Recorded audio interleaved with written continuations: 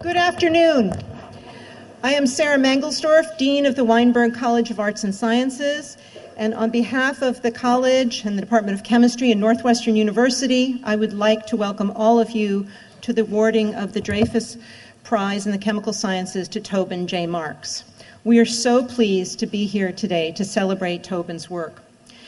I would now like to introduce Northwestern's 16th president, Morton Schapiro, invite him to the podium to welcome our guest tonight. President Schapiro is currently beginning his third year here at Northwestern. And I am proud to say that in addition to his duties as president, he serves on the faculty of Weinberg College's Department of Economics.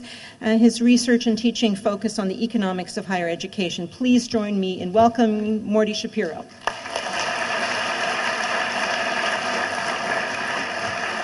Thank you. When you said you were going to introduce me, you said my name. I thought that was it. I'm sorry if I stepped up a little too soon. I was very impressed that you pronounced it Dreyfus Foundation, which of course it is, even though some people might incorrectly call it Dreyfus Foundation.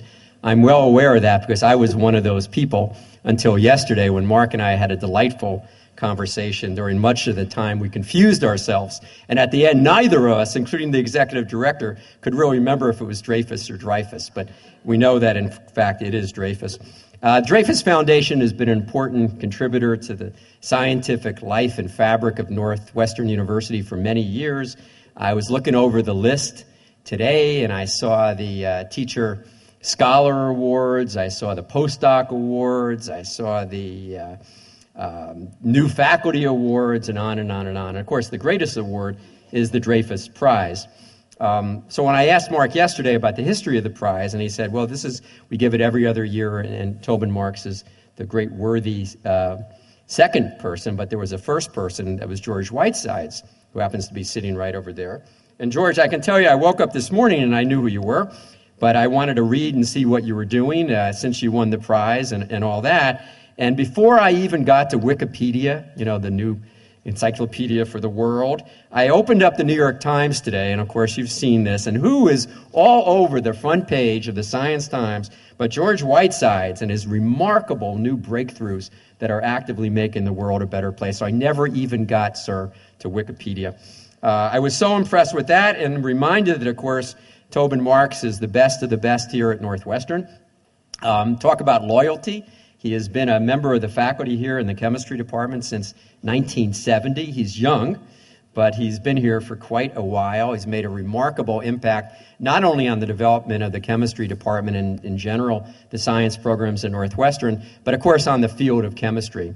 Not only has he directly had an enormous impact on that field, but I was very impressed, Tobin, to look you up, not on Wikipedia, but on our own web pages, and I found that it said that you have almost 100 of your former students, of postdocs and graduate students, who are now populating top academic institutions throughout the world. So your impact on Northwestern has been profound, your impact on the field of chemistry has been profound, and your impact will long live on. And now that you've been receiving this incredible Dreyfus Prize, the sky is unlimited for you.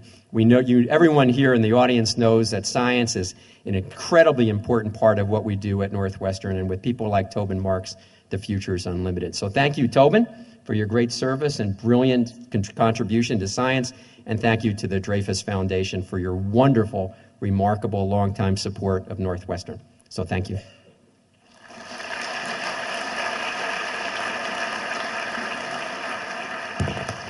It's now my pleasure to introduce Dreyfus Foundation President Henry C. Walter to the stage. He's already on the stage, to the podium, I mean. Henry C. Walter received his Bachelor of Science in Engineering, in Chemical Engineering from Princeton University, and an MBA from Harvard University. Most of his working career has been in financial and marketing executive positions with Eastman Kodak Company. Welcome.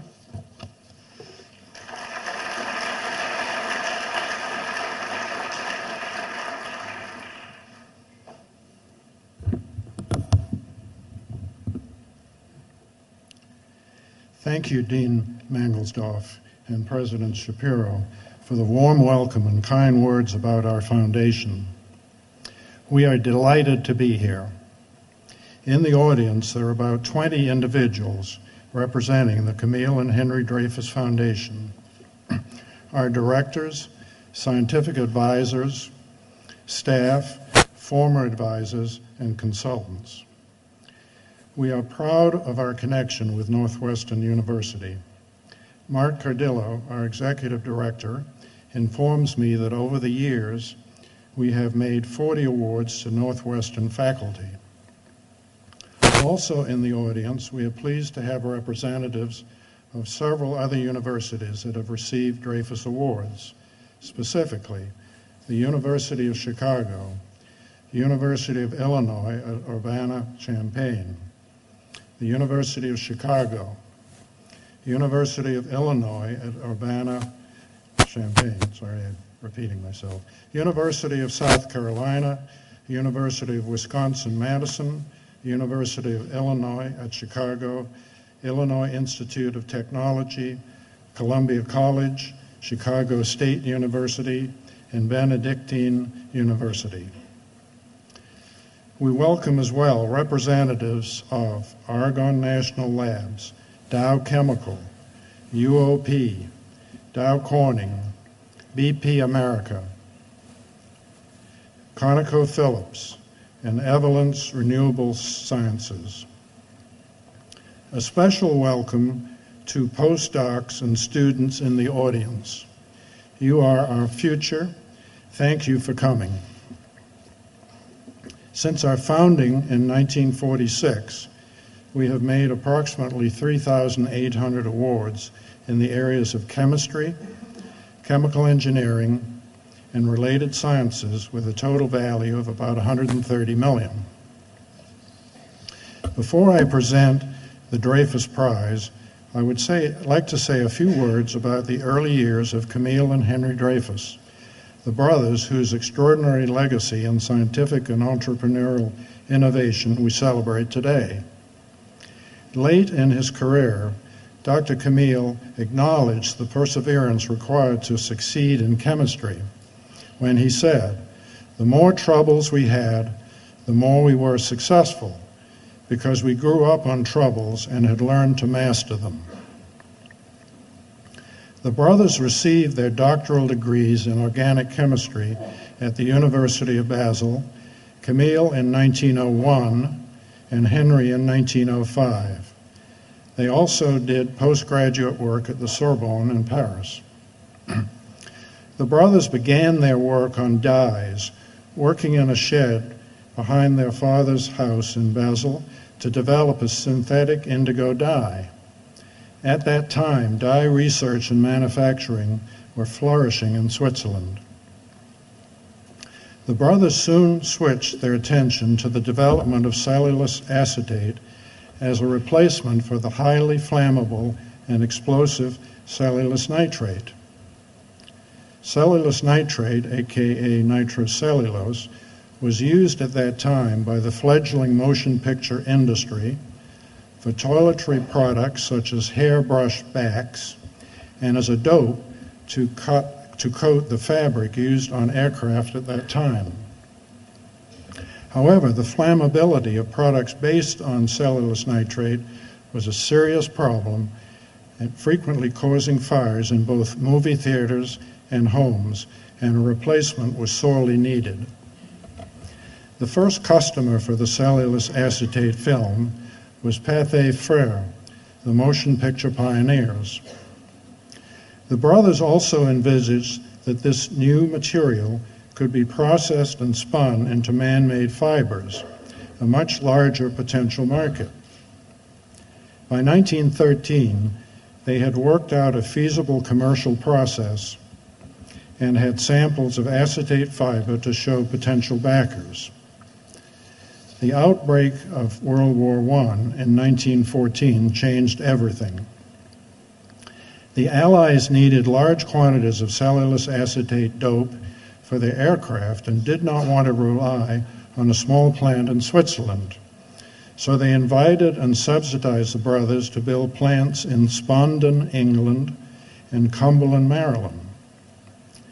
The war ended in 1918 before the Cumberland plant was completed, and the brothers ended up with 2 plants and no market for the end product. So in a corner of the shuttered Spondon plant, the brothers resumed their experiments with cellulose acetate. They had already performed almost 20,000, and in 1920 launched a public company with the stated intention of making artificial silk by the cellulose acetate process. There were many obstacles to overcome. One particular vexing problem was that the new fiber could not be dyed by traditional methods, and new approaches had to be developed. The obstacles were finally overcome, and the operation in England became British Celanese, and in the US, the Celanese Corporation of America. The companies became large, successful suppliers of not only fibers, but also chemicals and plastics. By 1968, the Celanese Corporation of America was the 70th largest corporation in the US on the Fortune 500 list. In 1987, the large German chemical company, Hearst AG, acquired Celanese. Today, our focus is on the Camille and Henry Dreyfus Prize in the Chemical Sciences, which is awarded biannually in a selected area of chemistry. The inaugural prize in 2009 was in the field of materials chemistry, and as President Schapiro said, was awarded to Dr. George Whiteside of Harvard, who is with us today. George, would you please stand up and take a bow?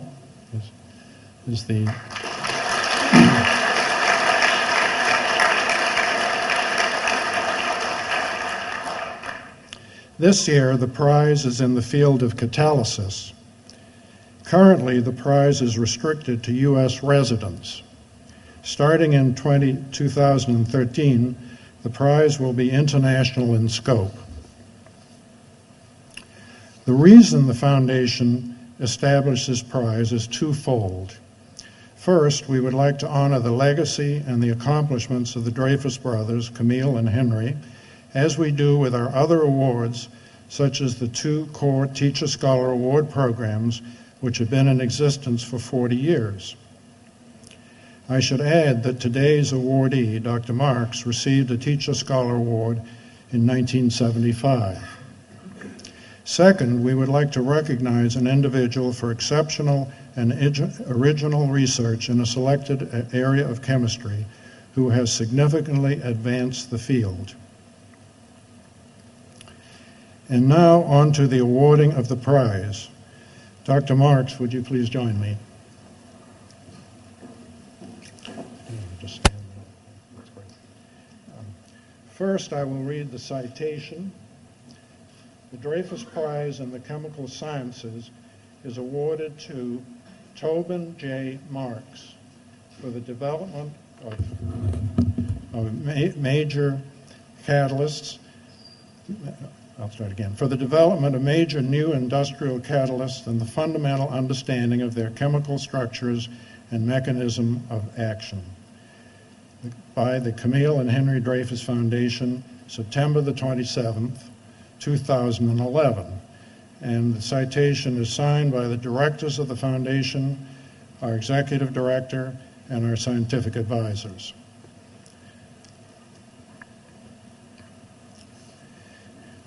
Dr. Marks, it is now my pleasure, on behalf of the board of directors of the Camille and Henry Dreyfus Foundation, to present you with this medal.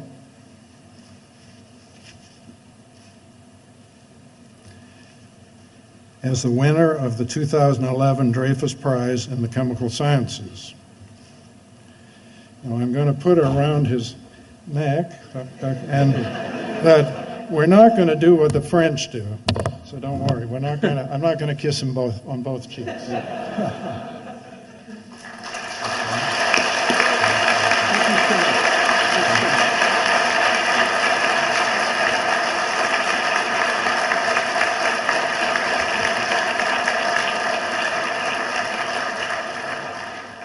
Here is a copy, here is the citation, the original, and here, not to be forgotten, in this envelope There's a check for $250,000. And again, our congratulations. Thank you very much.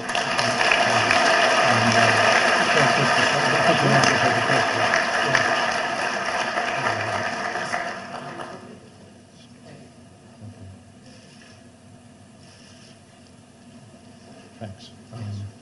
So you can leave it there. I'm going to sit down. Yes, you can sit down. No, that's yours. But it's hard to lecture. No, you, oh. George put his down. I've watched the Harvard video. Okay. So she is my dean, I have to say. Not picking this off. I hope I'm putting it on the right. I will now ask Marye Ann Fox to introduce Dr. Marks. Dr. Fox is a director of the foundation, chair of its Scientific Affairs Committee, and chancellor of the University of California at San Diego. Dr. Fox.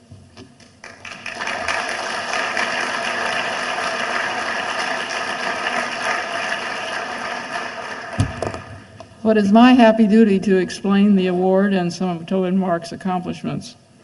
We are here to celebrate the awarding to Tobin J. Marks, who is the Vladimir N. Ipatieff Professor of Catalytic Chemistry and Professor of Materials Science and Engineering. He will receive the 2001-2011 Dreyfus Prize in the Chemical Sciences. This prize recognizes his development of major new industrial catalysts and fundamental understanding of the chemical structures and mechanisms of their action. The Dreyfus Prize is awarded to an individual in a selected area of chemistry to recognize exceptional and original research that has advanced the field in a major way. In addition, the mission of the Dreyfus Foundation is to advance the science of chemistry, chemical engineering, and related sciences as means of improving human relations and circumstances. Implied here is the joint focus on both the intellectual accomplishments in research that advance the field and the resulting applications of those ends. The topic this year, catalysis, is an area that ideally combines these aspects of chemistry, and Tobin Marks exemplifies the highest level of accomplishment in this field.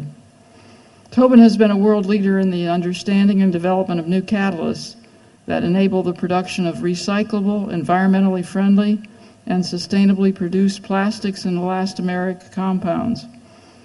His research has resulted in a far deeper understanding of the requirements to make and break specific chemical bonds, and thus to attain specificity and the ability to design new catalytic processes. He designed a co-catalyst that has led to the standard process for better production of polyolefins, including polyethylene and polypropylene. His work has led to multi-billion-dollar industrial processes. Enormous activities in this area and scarce resources have been directly attributed to fundamental knowledge and processes that were resulted in Dr. Marks' catalysis research. Marks has also had major advances in the area of transparent and conducting oxides, organometallic chemistry of lanthanides and actinides, chemical vapor deposition for thin films of interest to the electronics industry, and catalytically active materials, including, importantly, the metal-boron hydride complexes. He has demonstrated how metals, such as the rare earth elements, can be used for efficient catalytic processes with minimal formation of undesired byproducts. As you heard earlier, Tobin Marks holds a Bachelor of Science degree in chemistry from the University of Maryland and a PhD in inorganic chemistry from MIT. He's been on the Northwestern faculty since 1970. His research accomplishments have been recognized worldwide. From the United States, these include the nation's highest scientific honor, the U.S. National Medal of Science, and election to the National Academy of Sciences. From the American Chemical Society, he has received the Arthur K. Doolittle Award in Polymeric Materials Science and Engineering, the Award in Organometallic Chemistry, the Award in Inorganic Chemistry, the Award in Chemistry of Materials, and the Arthur Scholar Award in Organic Chemistry. He has received many other international awards, too numerous to cite here, for example, from India, Portugal, Germany, Israel, Spain, and the UK. In addition, Tobin Marks is an adaptable person. It was my duty and responsibility to call him to make known to him that he had been selected as the Dreyfus awardee this year. Of course, BlackBerry technologies and iPhones don't tell you where the person that you're talking to can find himself. And I called from New York to Israel. Now, that meant that this was in the middle of the night, and Tobin was cooking something that was burning his fingers at the time. And he said, "Marye, can't you call me back?" And I said, "Well, Tobin, this really is an important phone call." And after he realized how important it was, his attitude adapted very effectively, I think. In summary, Tobin's accomplishments are both extraordinary, diverse, and profound. They serve as well as important examples to the chemistry enterprise about how we can move toward more efficient and sustainable processes. We are very pleased that the 2011 Dreyfus Prize in the Chemical Sciences is to be awarded to Tobin Marks. Congratulations, Tobin.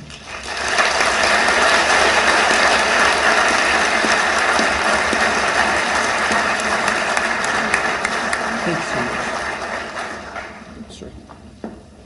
Let's see, we're going to move things a little bit.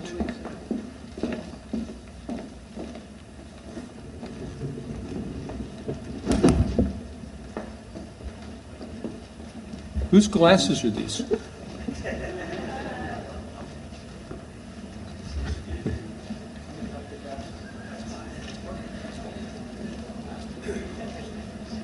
Well, let me, I think everyone can hear me, right?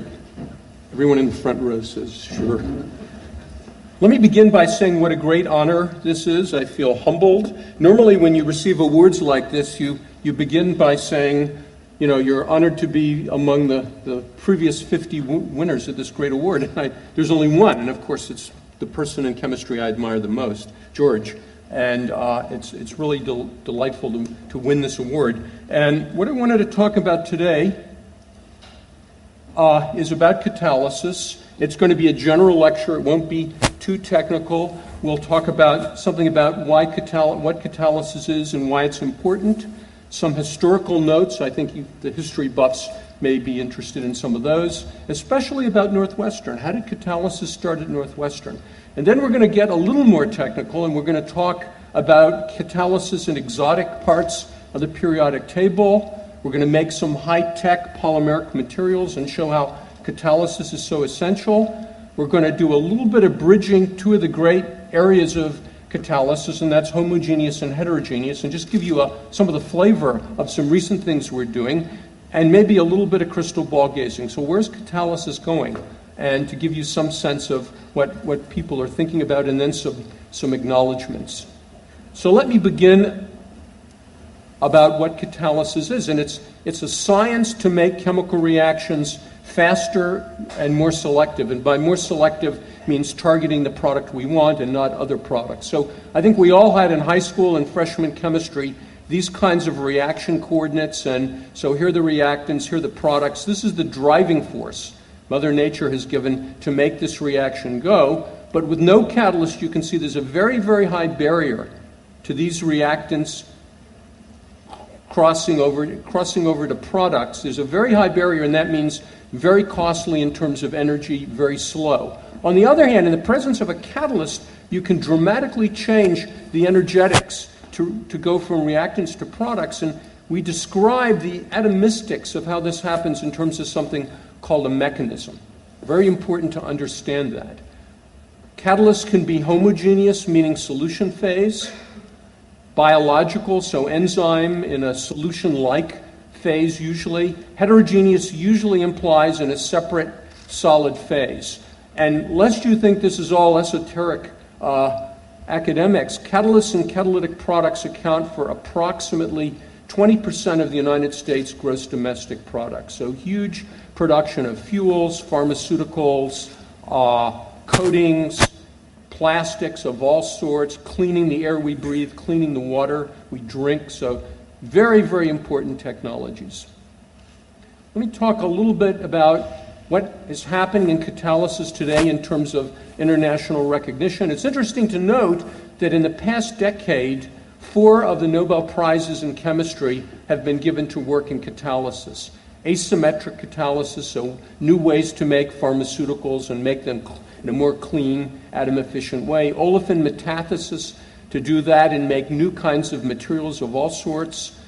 Heterogeneous catalysis, actually from the original Haber Institute we'll talk about. And finally, and most recently, palladium catalyzed reactions, again, to make kinds of bonds that in freshman and sophomore organic chemistry, when I was there, you could never imagine doing in an efficient, atom-efficient, concise way. So let me talk a little bit about the history of catalysis, and I wondered what I should talk about, so I've taken one example. This is a man named Fritz Haber. Fritz Haber was born in Breslau in Prussia. For a Jewish background, he converted to Christianity, which is very common in Germany in the 1880s. This is the key reaction that made him famous. So you look at it, it's nitrogen and hydrogen reacting to form ammonia. Thermodynamically favorable as I've written it here, but nitrogen is incredibly inert, and it was viewed as a grand challenge to fix nitrogen, meaning to convert it to something that was useful chemically, in particular ammonia. So he was at the University of Karlsruhe at the time. He and his co-workers found a heterogeneous catalyst that did this reaction for the very, very first time in a very efficient way. Hydrogen could come from coal. That was very easy to do. You could make ammonia. Very rapidly, the Germans, first at the Kaiser Wilhelm Institute, and then Bosch was a chemical engineer at BASF, made it into a practical process, and it was rapidly implemented on a very, very large scale. We still, even today, do not understand all the atomistic aspects of the mechanism. We know that the rate-limiting step is the cleavage of nitrogen. So what can you do with ammonia? Why is it so important? Well, if you drive south of here and look in all the Illinois cornfields, you'll see farmers with big tanks of ammonia pumping it into the soil. So it's used as fertilizer. About 1/3 of the world's population could not subsist without ammonia production. So that was one of Haber's great triumphs. But the other thing is the German and French plan for the defense of Europe in case of an attack in 1914 assumed that the German nitrates and all the munitions would only come from, the main source was South America, Chile at the time. The British would blockade with the British fleet, and they could estimate that the Germans would have no more than a month's worth of munitions if there were to be an attack on Europe. And this didn't happen. And you can sort of gauge the scale of how important this was, or how frightful it was. The opening of the Battle of Verdun, the German army was firing 200,000 shells per hour into the French fortifications. And by the end of the Battle of Verdun, both sides had used about 40 million shells. So huge impact. And the controversy continues. Haber, as a chemist, thought there must be some way to break the stalemate on the Western Front, and it was his idea. And he personally supervised the first large-scale use of poison gas in the Ypres area. And in 10 minutes, 6,000 opposing soldiers died with this giant cloud of chlorine gas went over the field. Haber's wife was a chemist, Clara Immerwahr. When he returned home, she was a PhD but could not get a research position in those days because of her gender. He told her about the great success here. She took his service pistol, went in that night and went into the garden and committed suicide. The next morning, Haber headed off to the Eastern Front. They were going to try the gas on the Russians. So he received all of the Nobel Prizes during that war period were postponed until 1920. And so in 1918, he received the Nobel Prize for this work. Horrendous controversy. The chair of the Nobel Committee abstained from the chemistry committee, abstained from the vote. A number of the laureates refused to attend the ceremony, including the Braggs, including all the literature people. Great controversy. And yet, this is an incredibly important process. Because of his ethnic background, when the Nazis took over, he and his colleagues were forced to resign, and he had to leave Germany, and sadly died on his way to Palestine to join the Sif Research Institute, which is now called the Weizmann Institute. So chemistry is not simple, and the results of catalysis and the people who do it are human beings like all of us. So one of the things in Haber's Nobel address, he points out, so this is 1920, that there is an enzyme found in the roots of some plants, leguminous plants, that produce ammonia. So that was known even in 1920. And he speculates at the end of his Nobel address that if one could only understand how this enzyme worked, you could learn a huge amount about the chemistry of nitrogen. And this is called nitrogenase. It's amazing. At room temperature, in air, in water, at atmospheric pressure, it makes ammonia. It's very, very complicated chemistry compared to the Haber process. So this is the X-ray structure, and it has multiple clusters of different metal atoms. And this one here, this iron molybdenum cluster, is the one that does the last step to reduce nitrogen to ammonia and hydrogen. And Brian Hoffman here has done some beautiful spectroscopy that's helped to elucidate how this works. So you look at this and you say, well, Mother Nature has done the job for us. All we have to do is harness this. The holy grail, the dream, has been to genetically engineer nitrogenase to make huge amounts of ammonia. Crops would produce their own fertilizer. You wouldn't need the Haber process, which uses a lot of methane, so it uses a lot of hydrocarbons. And this remains a holy grail. So far it's eluded science, but it's an important sort of interplay between molecular chemistry, biochemistry, and what you can do with a heterogeneous catalyst. Okay, let me switch gears and talk a little bit about Northwestern and catalysis at Northwestern. So Vladimir Nikolaev Ipatieff was a Russian nobleman from a very wealthy, influential family. He learned in Russian artillery school. He was a self-taught chemist, and he invented high-pressure catalytic chemistry. And by the end of the First World War, he reported directly to the Tsar and the General Staff and was running the chemical industry, the munitions industry in Tsarist Russia. It was an industry that was capable of producing 1 bullet per soldier per day. And with that, they were trying to fight Germany and the Austrian-Hungarian Empire. So it was obviously catastrophic.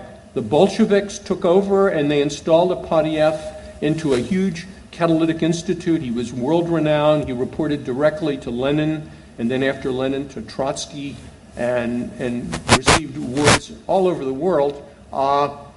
When Stalin took over, they began to arrest. His colleagues just disappeared. His students just disappeared. And so he defected, and his oldest son was killed in the First World War at the front around Vilna, so he knew what war was like. He defected and was jointly appointed as director of research at Universal Oil Products, which is a company that still exists. In those days, oil companies usually didn't do research, and jointly with that and professor of chemistry at Northwestern. And he established a very competent team of researchers in catalysis, both at UOP and at Northwestern. Very large amounts, by those standards, we're talking the 1930s, of industrial funding flowing into Northwestern to carry out catalysis. So he was elected to the National Academy of Sciences in 1939. We have a showcase, and there are medals from all over the world, so a very esteemed scientist. In the same period, he and Herman Pines were working on hydrocarbon transformations over acidic catalysts. And what they developed was a way to create very branched hydrocarbons that were very useful to give high-octane aviation fuel. The impact there was when the Germans invaded the lowlands in France in spring and summer of 1940, their planes were flying rings around the RAF defenders. What the high-octane gasoline did, and it was moved, the process was moved to Britain later in the summer, was it increased the output. For example, the engine in a Spitfire is a Merlin engine, and it had about between 1,000 and 1,100 horsepower with the gasoline they were using in the spring. With the high-octane gasoline, the output went up to 2,000 horsepower. So enormous increases in performance. Germany, the Luftwaffe, tried to bomb Britain to the point where they could launch an invasion across the Channel. They could never gain control of the air, and it failed. Ipatieff died in 1952 and established an endowment for catalysis at Northwestern. This is just a picture of Ipatieff as a Russian general. Not how he dressed at Northwestern. And the first Ipatieff professor was Herman Pines. The next was Bob Burwell. The next was Wolfgang Sackler. Charming, bright. I learned a heck of a lot from all of these people about catalysis, and very, very witty. And it fell upon me in 2000 to become a Ipatieff professor, and I don't know whether this shows a little bit of relaxation off the island of Marye in Hawaii. So I want to talk about some of the catalysis that my group, not just me, but my students have done, and I'm very proud of what they've done. So when I first got here, I looked at the periodic table, and everyone was making iron organometallic compounds and chromium, and there was a part of the periodic table that was almost unexplored. These are the lanthanides and actinide elements, and what I saw was very, very different chemistry, and everybody sort of either didn't know where they were in the periodic table or couldn't understand why anyone would do that chemistry. So we set off very boldly to look at that. Well, we saw I won't go through all the details, but we saw very, very different kinds of chemistry, at most, or at least greatly exaggerated in this part of the transition metals. We saw interesting patterns in bond energy, so we measured a lot of bond energies. And these are very abundant. We call these rare earths, but in fact they're very, very abundant. And let me just briefly tell you some of the things we wanted to do. So all the chemists here have heard of hydroboration. We learned about it in organic chemistry. It's the work of Herbert C. Brown. If you said, well, what about, and it's the addition of a BH bond to a carbon-carbon multiple bond. So we asked, well, what about hydroamination? Could you actually catalyze a reaction like that? As an example, these all fall under what is called hydrofunctionalization. And the only thing for the general audience I want to show is that we can write, I showed you that reaction coordinate, but another way to write cycles, we learned from the biochemist, is showing the different steps, whereas the overall reaction here is the addition of an XH bond to a carbon-carbon double bond. In this case, it's biting its tail to make a cyclic compound. And you can, if you have kinetics going for you, you have the right catalyst, all you're limited by are thermodynamics. And so all of these kinds of reactions came to realization. And one example would be hydroamination. And so you can see we can cyclize these unsaturated organic compounds very, very efficiently, very rapidly, to make these kinds of heterocycles. And we understand, I mentioned mechanism, we understand all sorts of details of the mechanism from the kinetics to quantum chemical calculations, and this is the turnover limiting step. This is the very high point in the reaction coordinate I showed you, and it's beautifully tunable. But the interesting thing is to think beyond that, and so we challenged ourselves, could we do multiple? This is called a tandem reaction. So you can add an NH bond to this double bond, and you just simply watch, and you don't do anything. The molecules do all the work. And it forms this product in 99.9% stereospecificity. And very, very fast, and we disentangled all the aspects of the mechanism. You can see exactly how this forms. And you can predict from the bonding energetics that it should form. You can do something that's even a little bit beyond that. So let's imagine, here's our lanthanide catalyst. We can vary a lot of properties by varying the lanthanide. And let's first add one ethylene molecule. And this is the reaction chemistry I already showed you. So the ethylene inserts into this bond. The blue helps you follow where the ethylene goes. But then you realize I've got a metal-carbon bond. These are incredibly electrophilic metal centers. They very rapidly polymerize olefins, so let's feed it more ethylene. And what happens is the ethylene sequentially inserts 1, 2, 3, 4 at nanomolar concentrations within seconds. A clear solution of ethylene, when you add the catalyst, becomes a slush of polyethylene. It's very, very fast, very exothermic, and we make a polymer chain. And then another molecule of our original substrate, the amine or phosphine, cleaves this metal-carbon bond, releases a polymer, but it's a polymer now that has a functional group, and those are very hard to make catalytically. They're very hard to make cleanly on a large scale. But the interesting thing you realize is by controlling this concentration, feeding it at just the right concentration, I can control the length of that chain. So not only can I put a functional group at the end of the chain, which is very difficult to do, but I can vary the chain length. And this just shows what we call kinetics, which simply says as I add more of the amine, the molecular weight goes down. So I can control the length of those polymer chains. You might say, well, yeah, you got lucky. Nitrogen works, but what about other heteroatoms, such as an alcohol, for example, such as oxygen? You might think, boy, you've made a lanthanum-carbon bond. You'll never insert lanthanum-oxygen bond. You'll never insert anything into that bond. It's just too strong. So, if you manipulate the thermodynamics right, in fact, hydroalkoxylation works very beautifully for certain. This means a general carbon-carbon unsaturation. So it could be double bond, it could be an alene, it could be a acetylene. And you can see from the bond energy data we have, you can actually predict which ones will encounter a very large barrier for the first step. The first step is always turnover limiting, and which ones won't.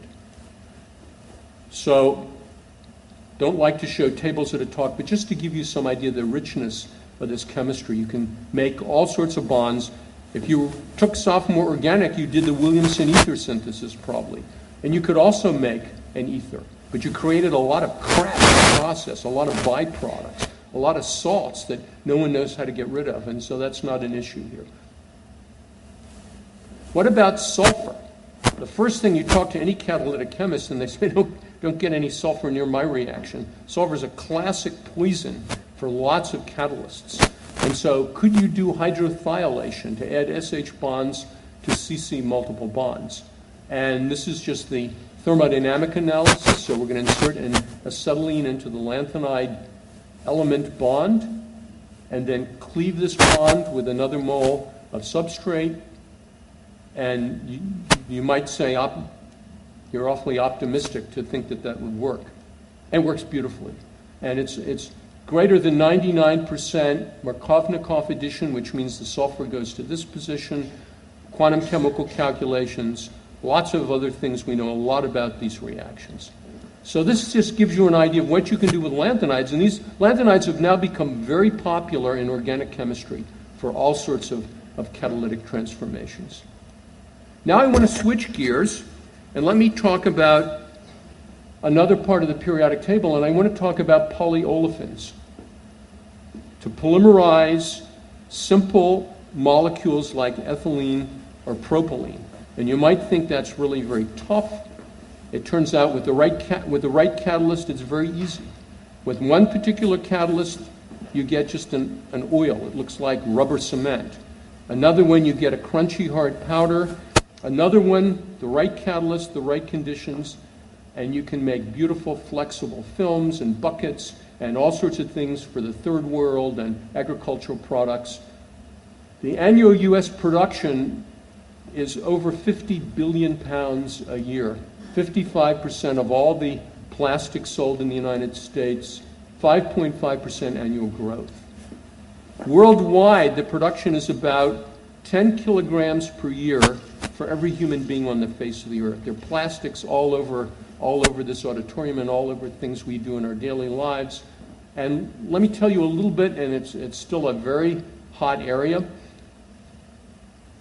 And what gives these materials this strength and toughness is something called, it has to do with the physics of how the polymer flows. And it has to do with long chain branching. And as the branches entangle in the structure, it makes it very, very hard to pull them apart. And I'll show you some examples in a minute. The other interesting thing about, so it's called long chain branching in this field, is you don't have to start with petroleum.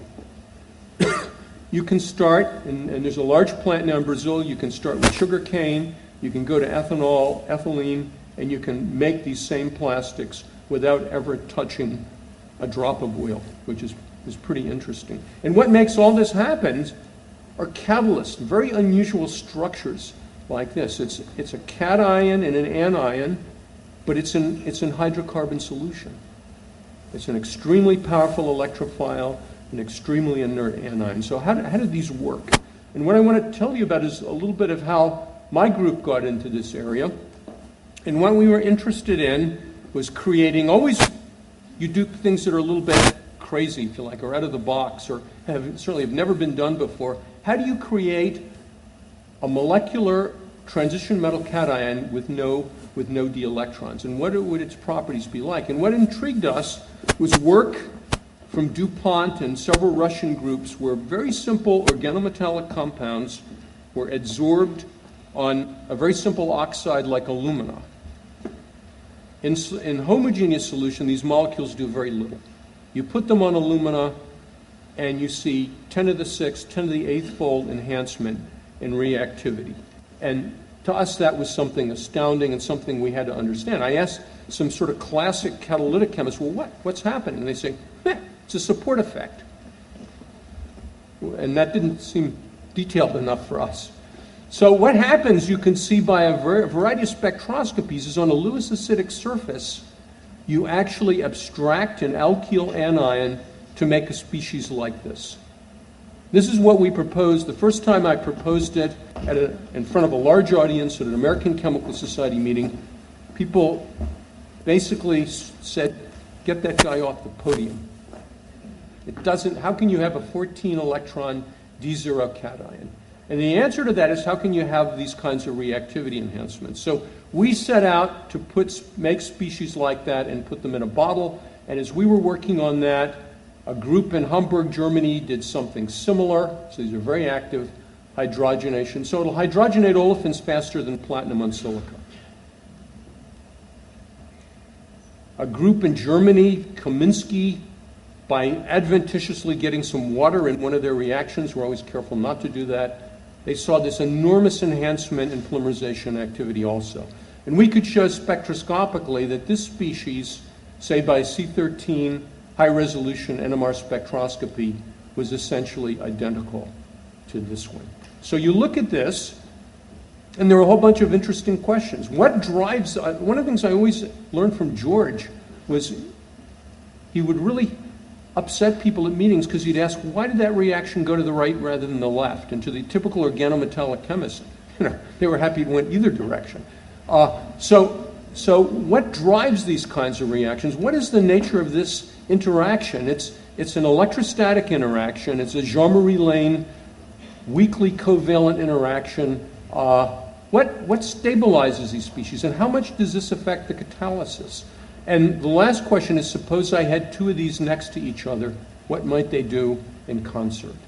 And finally, can this area of research teach us more about this one? I don't know any other example where a heterogeneous catalyst actually suggested new homogeneous catalysis like this. So let me go one step further. So we needed to invent an abstractor that would mimic that Lewis acidic surface. And we decided to examine these. It's got to be, the product has got to be like a Teflon-coated anion. It's got to sop up the negative charge. It's got to be resistant to electrophilic attack. It's got to disperse the negative charge. And we examine this borane here. And what you get, and it's one of those things, and faculty have experienced this, I hope, and the students. The student who did it, Ximin Yang, who now runs a giant laboratory, SABIC laboratory in China, mixed these together. We looked at the NMR. This is a Saturday afternoon, and it looked like something really interesting had happened. And I said, add some ethylene, to the NMR tube. Let's see if we get anything. Butene, hexene, anything at all. And I sort of heard his steps going down the hall to the NMR machine area. And about 10 minutes later, I heard the footsteps running down the hall. He had condensed ethylene into the tube, and by the time he'd warmed it to room temperature, there was a giant plug of polyethylene. He didn't even get to the NMR spectrometer. And so we were all excited, and we were collaborating with Dow, and this was rapidly transitioned to their labs and their plants. And today I'm told there are 2,000-gallon drums of this borane and all of these plants for these new kind of polymers. I want to show you a little bit, just briefly, what do these structures look like? This is largely electrostatic. We know that from ab initio calculations, from lots of spectroscopies, but just quickly, to give you a feel for what these look like in 3 dimensions, this usually hypnotizes the audience. But just to see, the green is the borane co-catalyst, and here it's abstracted. This methyl group, this one, this bond, this one here is where the polymerization will take place. And at the plants, it's thousands and thousands of insertions per second. Each catalyst molecule makes thousands of chains of polyethylene. The polyethylene comes out of the plant in little beads, 365 days a year, 24 hours a day. A giant railway car moves under, accepts all of these polyethylene beads, and it goes on and makes another. So you wonder what this borane has done, which is magic. And of course, one begins to wonder how structure, different kinds of co-catalyst structure, influence this behavior. And Eugene Chen, who I think is in the audience, really just made this area blossom. So why it's so important, we're working in a non-low dielectric medium like hexane, like octane. We've got a cation, which is really hot, an anion, which is very inert. How important is that for the catalysis? And I'll just give you one example. This is Eugene's work. I take the borane that I told you about and I replace it with this highly encumbered, very bulky perfluorobiphenyl borane, and I look at a couple of these catalysts. Zirconium is dead with this borane, huge increase in activity here. And we can see in the spectroscopy it's because the bulk of this anion weakens the ion pairing, activates the catalyst. This one, here's the titanium. This is closer to what's used commercially, very large enhancements. We have others where it's 1 million and 10 million fold enhancement in activity simply by manipulating the anion. We can show how we can change the stereochemistry of how a propylene inserts by that bulk, and we can tune it using the bulk of the anion. So looser ion pairing. Let me now show you a little bit about these polymers. So this is an example of a polymer film that's about as thin as a piece of sandwich wrap. And this guy is working very, very hard. These are the Brazilian soccer colors, so must be good. And he can't kick the ball through. And it has to do with this long chain branching, this entanglement of the polymer chains. It gives the physics of it gives remarkable mechanical properties. So you get long chain branching with this new generation of catalysts. Some of them you have difficulty pushing a pencil through. And it's again this catalyst. So the catalyst tunes the properties of this material dramatically. So how does it work? And it works by the chain is growing from the catalytic center, and every now and then in competition with propagation is transfer of a hydrogen to the metal center, splitting off a polymer fragment with a vinyl end group. Now with typical catalysts, this would just diffuse away, never be involved again. However, the particular catalysts, these constrained geometry catalysts, are so ravenous for a monomer and so coordinatively open that there's a finite probability that this guy will diffuse back and insert, and when that happens, you can make a branch in the polymer chain. And what we asked was, could you make it more probable, this reinsertion more probable? And the question then was, well, suppose I install a second catalytic center right next to the first one? Would I see cooperative effects?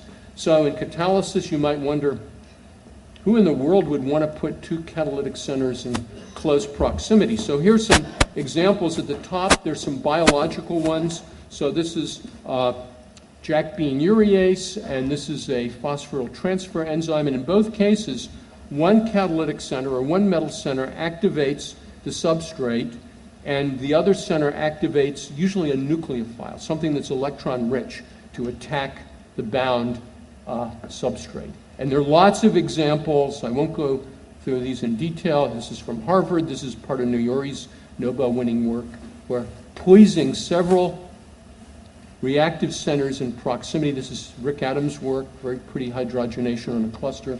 You get new chemistry. So we were curious as to how far you could push this. So the idea was to go from single molecule catalysts and single molecule, single anions along this axis to make binuclear catalysts with two metal centers, or along this axis to make dianionic counterions, or to combine the two. So there are all these different possibilities, and we looked with great care at all of them in very carefully controlled conditions. We used zirconium for the metal at first because it gives low molecular weight. You can do very nice spectroscopy on it. And what you find is really intriguing. You find that in the presence of both of these metal centers, when you undergo the chain transfer reaction, in this case it involves hydrogen transfer to the monomer, we know that, there is an intermediate. So rather than this species diffusing away, it appears to be detained. It rattles around in this solvent cage. Before it can escape, we never see any evidence of it escaping. We can't detect it. It reinserts either here, and you form an ethyl branch, or here, and you form a long chain branch. And we know that both of those are forming. So you see a very, very different kind of polymer when you have two catalytic centers next to each other. And quantum chemical calculations also support this kind of mechanism. Well, so you can make low molecular weight zirconium oligomers with lots of branches. That's interesting. But what's really interesting is now you transition it. And so these are experiments where we polymerize ethylene with a titanium catalyst. Titanium is ravenous for olefins. It makes very high molecular weight, very active. And we do dimeric titanium, dimeric co-catalyst, and compare it to monomeric titanium, monomeric co-catalyst. So co-added, this is called a co-monomer with the ethylene as 1-octene. And you can get 10 times more branching in the binuclear. Isobutene, you would have never believed that this type of catalyst could polymerize it, and you get a little bit with the mononuclear catalyst. You get a huge amount with the binuclear. And these kinds of structures are very interesting in terms of how the polymer processes. In other words, how it can be converted to films and other useful objects, because it breaks the crystallization and it breaks a lot of the things that resist processing. Styrene is another example. No one had ever been able to get this much styrene into a polyethylene before. So it's the catalyst. And the last example I'll show you, you might say, well, what would happen if you put two different metals in the same catalyst? So this is called a hetero-binuclear catalyst. And the thought was that, as I pointed out, the titanium is a polymer maker. It just ravenously spews out polymer. The zirconium, as we said, is an oligomer maker. All during the course of this reaction, we never see the oligomers. They're way below the detection limit. Each time an oligomer is made, the titanium gobbles it up along with the ethylene, and you see not two polymers, as you might if I had a separate zirconium and a separate titanium catalyst, but one homogeneous polymer with enormous amounts of branching. And the metals here are still 6 or 7 angstroms apart. What happens if you push them even closer together? And that's a story not quite ready to be told. I'll take one detour to nickel and palladium. This is work that grows out of some very pretty research of Robert Grubbs at Caltech, Maurice Brookhart at North Carolina. And they found when you got to the other side of the periodic table, the metals are much less electrophilic. And you could begin to see examples or a polar monomer. So this is an acrylate. So everybody has heard of polyesters and acrylates and plexiglass and all of those. You'd love to be able to copolymerize ethylene and a polar comonomer. It works partially with the Brookhart catalyst. What happens, though, is it gets hung up right over here because of the basicity of this carbonyl oxygen. And we wondered if in a binuclear catalyst with similar kinds of ligands like this, might one nickel serve the purpose of basically peeling off the carbonyl group, opening the site for polymerization. And it works. It works actually very nicely. This is a summary of that work. And so we're studying cooperativity, the difference in catalytic chemistry between having one nickel center and two in very, very close proximity. Some of this is the work of Brandon Rodriguez, Mike Salata, who I saw in the audience. And so this compares in each case the magnitude of these effects for a single metal center or two. And you can see in some of these they're huge. And we've got even better catalysts than those now. Let me then close the technical part. I like symmetry, so let's go back to this experiment where we adsorbed on a very simple oxide an organometallic complex. The reactivity took off, and we had some homogeneous models, but I didn't tell you one very important thing. This is something I learned from Bob Burwell. He said to me when he heard about our work, he said, well, yeah, what percentage of your sites are doing catalysis? Is it 100% of the zirconium? Is it a small percentage? This is a very embarrassing question you should never ask catalytic chemists. What percentage of your sites are catalytically active? It's very hard to figure out. It is very difficult. And we worked basically a poisoning experiment, a titration, where we could measure the amount. And it was about 5%. And we could see spectroscopically only 5%. The rest were spectators. So one can take all the exotic synchrotron, spectroscopies you want, and all the other ones, but if you don't know what percentage of your sites are catalytically active, are you looking at a spectator or are you looking at a player? I'm going to answer this question for this system in a minute. So then you might have thought, and we thought, well, obviously alumina is a dumb support. Let's take something like silica or alumina that will form a really nice bond to the zirconium. And the problem is, if you think about this, silica or hydroxide alumina are weak Bronsted acids, and that means the conjugate base is a very strong base. These are very strong bonds. The spectroscopy of this is dramatically different from this. It's not electrophilic. But suppose we asked, rather than a weak Bronsted acid, I took a super acidic, something like a sulfated oxide. These are solid acids that chew on hydrocarbons, and so let me just do one other thing first. So why is it only 5%? And why are those 5% that are active so extremely active? And you can see this in these quantum chemical calculations. You can let the zirconium sit down on different sites on the alumina surface, and you find a lot of them are really don't give you a very open or electrophilic zirconium center. This one does. This one calculated charge density, all the things tell you this is the most electrophilic. And then, as best as you can, the state of the art, you calculate then for the polymerization process, we would activate the olefin, insert it, and then get a product.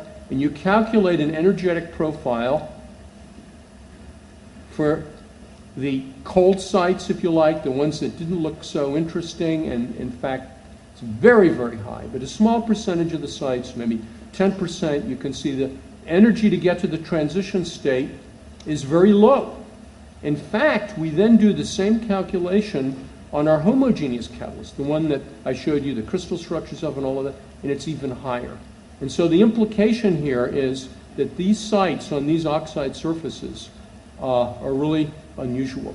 And let me just show you how unusual. We're now going to take a sulfated oxide or zirconia. So these have very, very strong Lewis acid, Bronsted acid sites, and it means that the conjugate base, when the proton is removed, is a very, very poor base.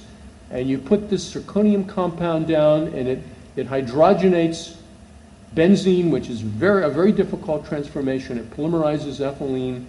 All the spectroscopy says it's a very electrophilic cation. And so let's go to the next step. Let's do the poisoning experiment. So first, this is the hydrogen. Oh, the other thing you see in the infrared is all of these are gone. So this is a plausible mechanism. We've done kinetics, we've done labeling for the hydrogenation process. It's about as fast as rhodium on titania, platinum on silica to hydrogenate an arene. We do a titration. We find that 97% of the sites are catalytically active, not 5%. On this surface, 97%, virtually 100%. The turnover limiting step is capture the benzene by the zirconium. For the polymerization, just the same kind of polymerizations we already talked about 90% are active. But we're not going to stop there. So now, using a combination of XAFs, which is a technique at Argonne, and some of my collaborators I saw in the audience, we can measure on the surface the geometry of these structures. So first we just do, without putting them on the surface, we have single crystal X-ray data and the XAFs that I told you about. Agreement is really very, very good. 2 carbons for 2 methyl groups, 9.8 for 10 cyclopentadienyl rings. So let's put these on the surface. And what you see, and in tandem we're of course doing the infrared and the quantum chemical calculations, what you see is really interesting. The zirconium oxygen distances are very long. It's as if this cation is floating over the surface. Very, very long. A typical covalent zirconium oxygen bond would be less than 2 angstroms. We're at 3.36. We just collected another data set to be doubly sure it looks very, very good. Now, sorry, this should be SAO. I made a mistake there. Now the pièce de résistance. We're going to dose the catalyst with benzene. Remember I said that the kinetics, the catalytic work, all said that 100% of the sites are catalytically active. So we dose the catalyst with benzene, and we see in the XAF 100% of them react to give a new structure. And the new structure it's very much like some of the calculations on the olefin polymerization. The benzene actually inserts between the surface and this electrophilic cation. And the distances are typical of D0 arene complexes. You add hydrogen and you get cyclohexane. So what it says is we understand the nature of these catalysts in much more depth than before. The next step is to learn how to really tune them for other reactions. The other thing, an age-old challenge in coordination chemistry, part of Alfred Werner's 1913 Nobel Prize, he was the father of coordination chemistry. How can you make the minimally coordinating anion? And every piece of data we have says that these oxide surfaces, which absorb, disperse the negative charge, are just that. Okay, we're coming toward the end. So where's catalytic science going? The country and the world are faced with some global challenges, and they have to do with energy, they have to do with the environment, and keeping the environment clean, climate change, minimizing the amount of carbon dioxide that's going into the atmosphere. So the first thing that a person on the street would say was, well, whenever I'm on a committee with people from the business school, they say, well, what's your plan? Do you have a plan?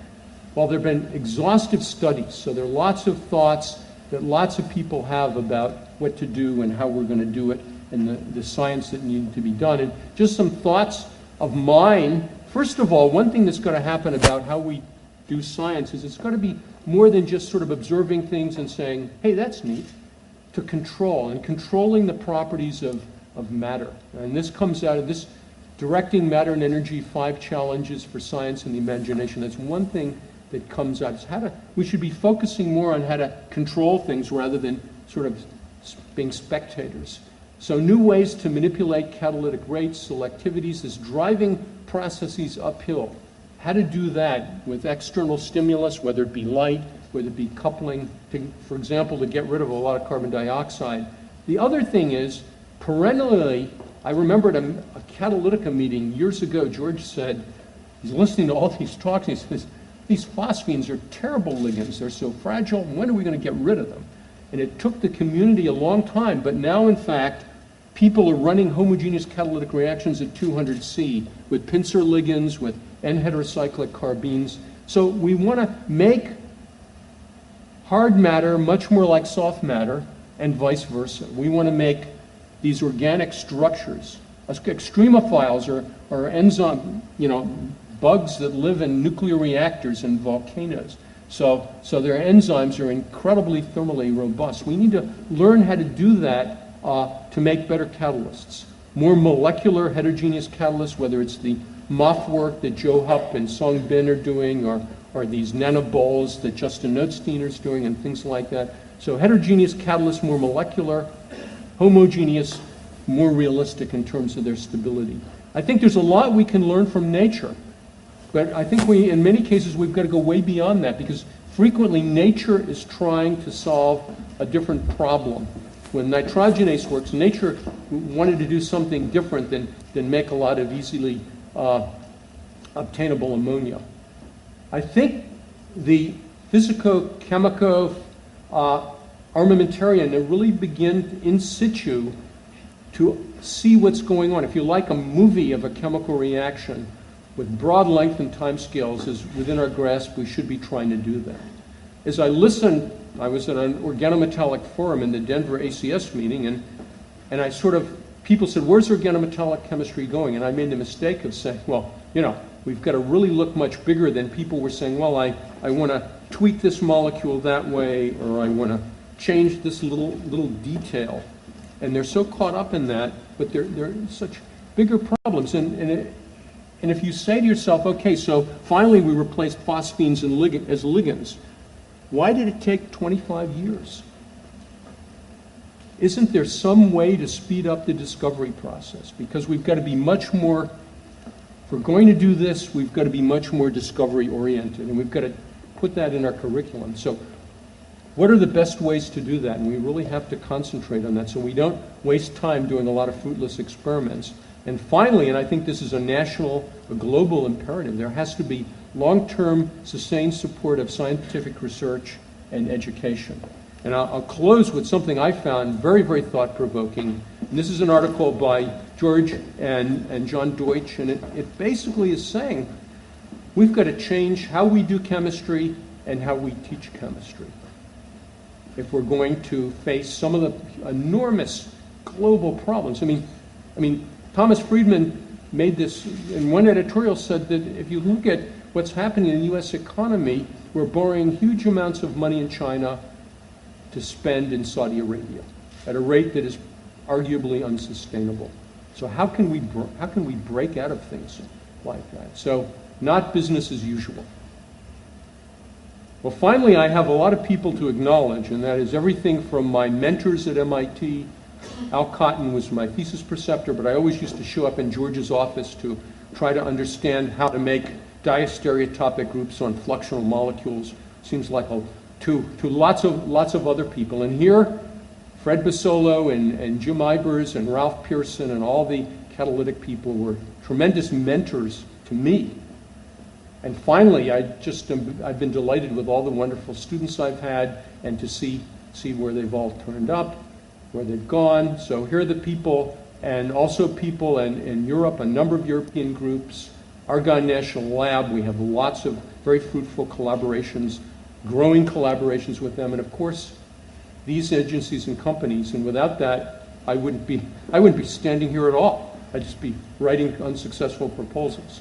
So with that, I think it's a good time to close. And again, I want to thank the Dreyfus Foundation. This is a huge, wonderful honor. And thank everybody for coming. So thanks very much.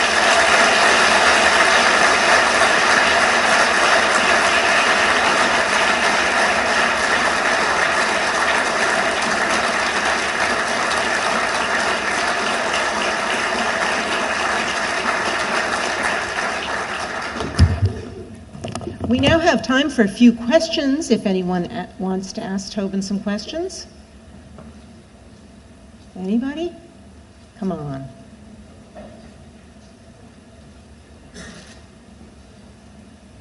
Well, if not, I want to tell all of you who will be attending the reception that it's in the Allen Center, and there's signs, for those of you who don't know how to get there, there are signs outside leading you there. And I want to thank you all for coming and helping us honor Tobin Marks on this wonderful day when he received the Dreyfus Prize. Thank you so much.